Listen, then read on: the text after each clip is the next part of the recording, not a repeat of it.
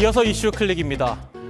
AI 기술로 부활시킨 엄마와 영상 통화가 가능하다면 어떨까요? 그 상상이 현실이 됐습니다. He's getting bigger. See? Oh, honey, that's wonderful. Kicking like crazy. 임신 중인 딸이 엄마와 통화를 합니다. 시간이 훌쩍 지나 아기가 태어나고 어엿한 소년이 될 때까지 대화는 이어지는데요. 그런데 이 통화, 실은 고인이 된 엄마와의 대화였습니다. 최근 미국의 한 스타트업이 고인을 AI 아바타로 복원해서 대화할 수 있는 앱을 공개했습니다. 이 앱은 단 3분짜리 영상만으로 고인을 재현해서 실제 사람처럼 대화할 수 있도록 했는데요. 그런데 여론의 반응은 크게 엇갈리고 있습니다. 그리운 가족을 다시 만날 수 있어 위로가 된다는 긍정적인 반응이 있는 반면 슬픔을 돈벌이 수단으로 이용한다, 고인 동의 없는 재현은 인격을 모독한 거다라는 등 비판도 나오는데요. 기술이 구현한 새로운 위로와 인격권 침해란 윤리 논란, 여러분의 생각은 어떠신지요? 웨딩드레스를 입고 결혼식장으로 들어서는 신부. 그러더니 가상현실 VR 헤드셋을 착용합니다. 신랑은 다름 아닌 대화형 인공지능 캐릭터인데요. 일본 오카야마현에 사는 30대 여성이 지난 여름 챗 GPT로 만든 AI 캐릭터와 결혼식을 올린 겁니다. 법적 효력은 없는 결혼식으로 2D 캐릭터와 결혼식을 전문적으로 주관하던 업체가 기획했는데요. 현재 언론에 따르면 이 여성은 3년간 교제한 약혼자와 파혼한 뒤 위로를 받고 싶어 AI와 대화를 시작했다고 합니다. AI에게 클라우스란 이름을 붙이고 자신이 원하는 성격과 말투도 학습시켜 대화를 나누다 마음을 열게 됐고 결국 결혼까지 이르게 됐다는 건데요. 여성은 AI가 실체 없는 존재라는 사실은 충분히 인식하고 있다며 현실과 가상을 구분하면서 하루하루 소중히 쌓아가고 싶다고 전했습니다.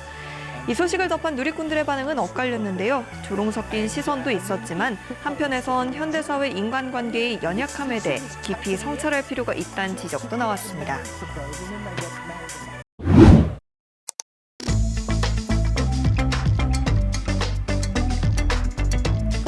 이어서 이슈 클릭입니다. 찰나의 순간을 포착했다는 극찬을 받으며 일본의 한 사진 공모전에서 1등을 차지한 작품입니다. 그런데 이 사진 논란 속에 수상이 결국 철회됐는데요. 무슨 일이 있었던 걸까요? 개구리 머리 위에 가볍게 앉아있는 잠자리 한 마리, 내 머리야라는 제목의 사진인데요. 최근 일본의 사진 공모전에서 유머 감각이 탁월하고 구도와 색감이 뛰어나다는 평가를 받으며 최우수상을 받았습니다. 그런데 사진이 공개된 이후 AI로 제작된 이미지가 아니냐는 의혹이 제기됐습니다. 해외 AI 이미지 공유 사이트에서 구도와 밝기, 반사까지 거의 일치하는 사진이 발견되면서 논란은 더 커졌습니다. 이에 대회 측이 사실관계 확인에 나섰는데요. 작가는 직접 촬영한 사진이 아닌 이미지를 응모했다고 시인했지만 AI 사용 여부에 대해선 명확히 답하지 않은 걸로 전해졌습니다. 대회 측은 수상을 취소하고 AI 기술을 활용한 작품에 대해선 그 취급 방안을 향후 논의할 계획이라고 밝혔습니다. 박대기 핫클립입니다. 오늘은 허라는 영화 얘기로 시작하려고 하는데요. 이 주인공이 애절한 사랑에 빠진 대상 다름 아닌 인공지능입니다. The woman that I've been seeing, Samantha, she's an operating system. You're dating an OS? What is that like? 휴대전화에 담긴 인공지능과 사소한 일상을 모두 함께하는 남성. 급기야 연애까지 하게 됩니다. 12년 전 개봉 당시엔 먼 얘기 같아 보였는데 지금은 거의 현실이 됐죠. 하버드를 중퇴한 미국의 아비 시프먼이라는 청년이 비슷한 인공지능 장치를 만들었습니다. 목걸이처럼 보이죠? 이걸 목에 차면 인공지능과 대화를 할 수 있는 건데 이름이 프렌드, 즉 친구입니다. It's dank. I could eat one of these every day. Sorry, I got you messy. 그런데 목걸이에 말을 걸어도 대답은 목소리가 아니라 스마트폰 문자로 보내줍니다. 뭔가 좀 기괴한데요. 어쨌든 이 친구를 팔려고 창업자는 거액을 들여 뉴욕 지하철에서 대대적인 광고를 시작했습니다. 반응은 어땠을까요? 시민들은 광고판마다 낙서를 하기 시작했습니다. AI는 네 친구가 아니다. 우린 이런 미래를 원치 않는다. 밖에서 진짜 친구를 찾아라 등등 제품을 조롱한 겁니다.